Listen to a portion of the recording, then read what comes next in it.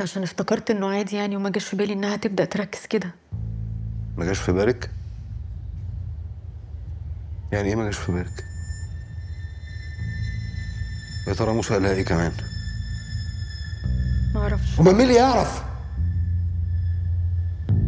مين اللي يعرف؟ والله ما قاليش اي حاجة تانية، والله العظيم. وبعدين هي مش مسك، المفروض تفتكر حاجات معينة بس. المفروض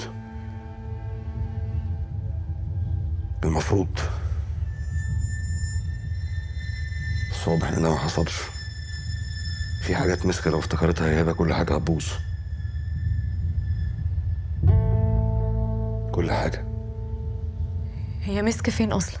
صحيت ما لقيتهاش. بكلمها تليفونها مقفول.